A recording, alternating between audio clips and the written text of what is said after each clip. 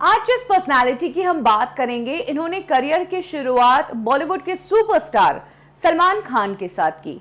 बड़े बजट की फिल्म में काम किया और इन्हें अच्छी खासी पहचान भी मिली, लेकिन उसके बावजूद एक टाइम के बाद इंडस्ट्री में इन्हें काम ही नहीं मिला और फिर इन्होंने इंडस्ट्री की सच्चाई और इंडस्ट्री किस तरीके से काम करती है उसके बारे में बोलना शुरू किया। इन्हें कटरीना का लुक अलाइक कहा गया, इन्हें मोटी कहा गया, इन्हें एक्सप्रेशन लेस कहा गया, लेकिन कभी भी इन्हें इनके नाम के लिए तारीफ नहीं दी गई। बात करेंगे एक्ट्रेस ज़रीन खान की।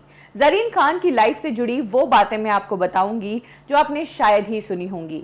कब ज़रीन खान को अचानक से कम उम्र में बड़ा होना पड़ा, क्यों सलमान खान के साथ लॉन्च होने के बावजूद ज़रीन खान इंडस्ट्री में आगे चलकर बड़े प्रोजेक्ट का हिस्सा नहीं बन पाई, और कैसे टाइम टाइम पर ज़रीन खान को लोगों से कास्टिंग काउच और सेक्सुअल फेवर्स के सिग्नल्स मिलते रहे इंडस्ट्री में।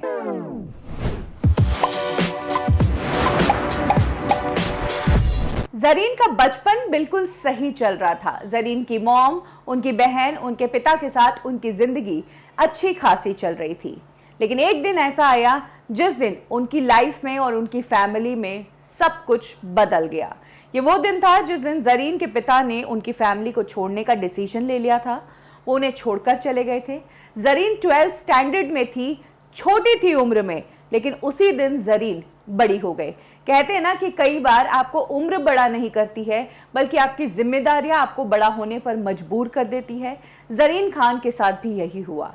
जिस दिन ज़रीन खान के पिता घर छोड़कर चले गए, तब ज़रीन की मॉम फैमिली मेंबर्स के सामने रो रही थी। जाहिर सी बात है, कोई भी पत्नी होगी तो रोएगी कि आखिर दो बच्चियों को कैसे संभालेगी। ऐसे में उस दिन ज़रीन ने कह दिया कि मैं हूं ना मम्मा, मैं सब संभाल लूंगी। ज़रीन को हालांकि पता नहीं था कि वो कैसे क्या संभालेगी, लेकिन वो बात उन्होंने कह दी थी। यही वो टाइम था जब ज़रीन के ऊपर परिवार की जिम्मेदारी आ गई थी और उन्होंने पढ़ाई के साथ साथ कॉल सेंटर में जॉब करना शुरू कर दिया था। ज़रीन उस टाइम बहुत मोटी हुआ करती थी, तकरीबन 100 किलो उनका वेट था। इसी दौरान मुंबई में कई सारी एग्जीबिशंस लगती थी, जहां पर किसी प्रोडक्ट को सेल करने के लिए कई लड़कियां खड़ी रहती है, समझाने का काम करती है। इस तरह की कई एग्जीबिशंस में ज़रीन खान काम किया करती थी। पर डे का काफ़ी अच्छा पैसा मिल जाता था।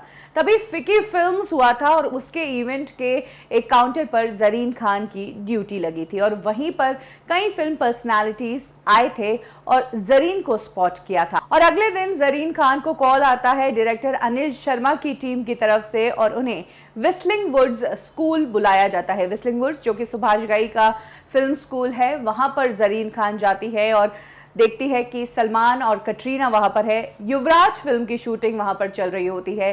ज़रीन सलमान खान को देखती ही रह जाती है, क्योंकि पहली बार इस तरह से सुपरस्टार को अपनी आंखों के सामने देखा था। लेकिन वहां पर सेट पर कैजुअल वे में देखकर ज़रीन को फिल्म इंडस्ट्री का एक अलग माहौल पता चला कि फिल्म की शूटिंग कैसे होती है, स्टार्स कैसे होते हैं, स्क्रीन पर कैसे होते हैं और बाद में कैसे होते हैं। वहां उस दिन व्हिस्लिंग वुड्स स्कूल में अनिल शर्मा ने सलमान खान से ज़रीन खान की मुलाकात करवाई और सलमान खान ने ज़रीन खान के पिक्चर्स दिखाने को कहा। ज़रीन के पास पिक्चर्स थे नहीं, ज़रीन ने अपने मोबाइल में जो पिक्चर्स थे वो उन्हें दिखा दिए। तब सलमान खान ने एशले रिबेलो और मन एस, जो उनके फोटोग्राफर और डिज़ाइनर हैं, उन्हें कहकर ज़रीन खान का एक फ़ोटो शूट करने को कहा, जिसके बाद ज़रीन खान का प्रोफेशनल फ़ोटो शूट हुआ। वो पिक्चर्स अनिल शर्मा और सलमान खान की टीम ने देखे और उसके बाद सलमान खान ने ज़रीन खान को ऑफ़र की फिल्म वीर। इस फिल्म को खुद सलमान खान ने लिखा था। सालों से वो इस स्टोरी को लिख रहे थे और सलमान के दिल के बेहद करीब ये स्टोरी थी। ज़रीन खान को इस फिल्म के लिए हल्का सा वेट पुट ऑन करने के लिए कहा गया, क्योंकि पुराने एरा की प्रिंसेस का रोल उन्हें करना था और तब फिगर जैसी कुछ चीजें हुआ नहीं करती थी, इसीलिए ज़रीन को एक चबी प्रिंसेस का किरदार करना था। ज़रीन खान के लिए एक पूरी तरीके से नया एक्सपीरियंस था, एक नई इंडस्ट्री में वो कदम रखने जा रही थी, लेकिन उन्हें नहीं पता था कि बॉलीवुड इंडस्ट्री में वो किस लेवल से लॉन्च हो रही है। ये इंडस्ट्री ऐसी है कि सलमान की हीरोइन बनने के लिए एक्ट्रेसेस सालों स्ट्रगल करती है और तब जाकर कहीं सलमान के साथ रोल मिलता है।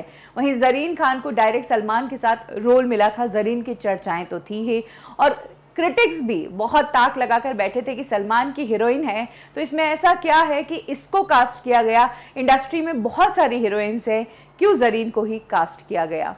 वीर फिल्म जब रिलीज हुई तब क्रिटिक्स जरीन की परफॉर्मेंस पर लिखना बंद नहीं हुए। उन्होंने जरीन को हर तरीके से ट्रोल किया, उनके मोटापे से, उनकी एक्टिंग से, हर एक चीज के बारे में लिखा गया। कोई भी एक्ट्रेस इस टाइम के बाद डिप्रेस हो जाएगी। जरीन की हालत भी ऐसी हुई थी। पहली फिल्म को लेकर जिस तरह के रिव्यूज जरीन खान को मिले थे, उनके लिए ये काफी शॉकिंग था।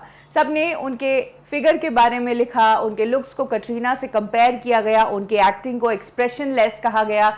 लेकिन जरीन के हिसाब से उन्होंने बिल्कुल सही किया। उनकी पहली फिल्म थी, एक्टिंग का कोई एक्सपीरियंस नहीं था, किसी को जानती नहीं थी, जैसा कहा गया वैसा किया। तो इसका थोड़ा बहुत ब्लेम तो फिल्म के डायरेक्टर और बाकी कास्ट को भी जाता है। लेकिन इस फिल्म की खराब परफॉर्मेंस हो या इस फिल्म के खराब रिजल्ट हो, सब कुछ जरीन के ऊपर ही डाला गया। वीर के बाद बहुत क्रिटिसाइज भी हो गई जरीन। अब क्या, फिल्म इंडस्ट्री में और कहीं से काम ही नहीं आ रहा। तब सलमान खान ने एक बार फिर से जरीन को मदद की, रेडी फिल्म में एक आइटम नंबर दिलवाया। इस बार जरीन थोड़ी फिट नजर आई, उन्होंने अपनी बॉडी पर बहुत काम किया। लेकिन फिर लोगों ने कह दिया कि ये क्या, जरीन खान तो अब बस कैमियो में आ गई। 2012 में जरीन ने की हाउसफुल 2, लेकिन एक बार फिर उन्हें कटरीना की ट्रू कॉपी कहा गया और ये तक कहा गया कि जो डायरेक्टर्स फिल्म में कटरीना को अफोर्ड नहीं कर सकते हैं, वो जरीन खान को ले लेते हैं। 2015 में जरीन खान ने की हेट स्टोरी 3। अब हेट स्टोरी 3 जो फिल्म है, इसमें कहानी के साथ साथ बहुत सारे इंटीमेट सीन्स भी है और इस फिल्म में जरीन को भी काफ़ी इंटीमेट सीन्स देने पड़े।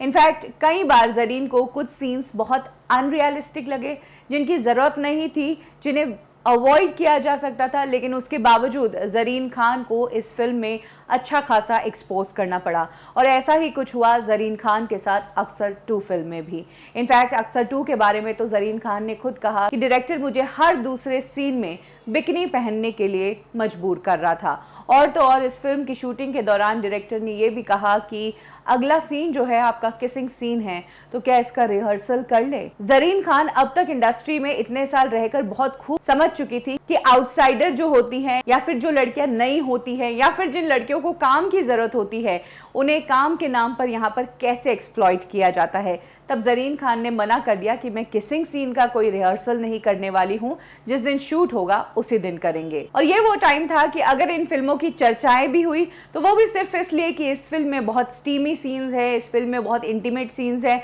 और तब क्रिटिक्स ने ये कहना शुरू कर दिया कि जरीन खान को कमर्शियल सिनेमा की मेन स्ट्रीम फिल्में नहीं मिल पाई, तो उन्होंने अब फिल्मों में एक्सपोज करना शुरू कर दिया। पिछले कुछ सालों से जरीन खान इस इंडस्ट्री में तो है, लेकिन जरीन खान खुद अपने बारे में कही हुई उन बातों से आज तक लड़ रही है। जहां तक फिगर की बात है तो उन्होंने अपने फिगर पर बहुत काम कर लिया, लेकिन लुक्स का वो क्या करे? क्या उन लुक्स को वो बदलवा दे जिन लुक्स को पहले ही कटरीना कैफ के जैसा कहा जा चुका है? जरीन का कहना है कि इन लुक्स की वजह से कई बार लोगों ने ये कहकर रिजेक्ट कर दिया कि जब इंडस्ट्री में कटरीना कैफ है तो हम कटरीना कैफ जैसी दिखने वाली एक्ट्रेस को क्यों कास्ट करेंगे। जरीन का कहना है कि इस कारण से उन्हें ज्यादा फिल्में मिल ही नहीं पाई, इसीलिए वो कितनी अच्छी एक्ट्रेस है या उनमें एक्टिंग का क्या टैलेंट है वो दिखाने का उन्हें मौका नहीं मिल पाया। एक टाइम के बाद जरीन खान ने स्टीमी सीन्स, बड़े हीरो के साथ छोटे रोल्स करना भी बंद कर दिया और उन्होंने डिसाइड कर लिया कि वो अब दमदार रोल्स ही एक्सेप्ट करेगी, फिर चाहे प्लेटफॉर्म बड़ा हो या छोटा हो, वो कुछ मायने नहीं रखता है। ऐसे में जरीन खान की अपकमिंग जो फिल्म है हम भी अकेले तुम भी अकेले, उसमें वो एक लेस्बियन का किरदार निभाते नजर आ रही है और जरीन का कहना है कि उनके पिछले पूरे करियर से ये रोल अब तक का सबसे हटकर रोल है और पहली बार वो अपने करियर में इस तरह का रोल निभाने जा रही है। जरीन खान ने इंडस्ट्री में 2010 में डेब्यू किया था, 2021 की हम बात कर रहे हैं और इस बीच बहुत गिनी चुनी बड़ी फिल्मों में वो काम कर पाई है। उन्होंने अपनी जिंदगी के 10 साल हंसते खेलते इस इंडस्ट्री को दे दिए हैं। ऐसे में आपको क्या लगता है, क्यों जरीन खान को उतने प्रोजेक्ट्स नहीं मिल पाए जितने प्रोजेक्ट्स अक्सर सलमान खान के साथ या बड़े लेवल से लॉन्च होने वाली एक्ट्रेसेस को मिलते हैं? क्या इसलिए कि जरीन खान एक सलमान खान की फिल्म से लॉन्च हुई, क्योंकि सलमान खान की फिल्मों में सिर्फ सलमान का ही जिक्र होता है, एक्ट्रेस तो सिर्फ एक ट्रॉफी की तरह इस्तेमाल होती है? या फिर इसलिए कि जरीन खान नॉन फिल्मी बैकग्राउंड से आई और बिना किसी प्रिपरेशन के उन्होंने एक फिल्म साइन कर दी, इसी कारण पहला इंप्रेशन ही खराब पड़ा, तो फिर उस इंप्रेशन को सुधारने में इतने साल लग गए? या फिर इसलिए कि जरीन खान नॉन फिल्मी बैकग्राउंड से हैं और इस इंडस्ट्री में उन्होंने बड़े डायरेक्टर और प्रोड्यूसर से कुछ अफेयर नहीं चलाए, इसलिए उन्हें कुछ खास फिल्में नहीं मिली, या फिर इसलिए कि वाकई में उनकी एक्टिंग अच्छी है ही नहीं। वेल, अगर ऐसा है तो हमारी इंडस्ट्री में कई सारी एक्ट्रेसेस हैं जो बिना एक्टिंग के दम पर भी चल रही हैं। इनफैक्ट अगर बात करें कटरीना की, तो कटरीना की भी एक्टिंग की कभी तारीफ हुई ही नहीं, उसके बावजूद कटरीना इंडस्ट्री की one of the highest paid actress है। तो फिर जरीन खान अपने लिए उस तरह की जगह क्यों नहीं बना पाई? क्या लगता है आपको? कमेंट सेक्शन में जरूर शेयर करें। कब, क्यों और कैसे में अभी के लिए बस इतना ही। फिर मिलेंगे बॉलीवुड की एक और स्टोरी के साथ। लाइक करें हमारा फेसबुक पेज बॉलीवुड ठिकाना, फॉलो करें हमें इंस्टा पे और सब्सक्राइब करें हमारा यूट्यूब चैनल बॉलीवुड ठिकाना।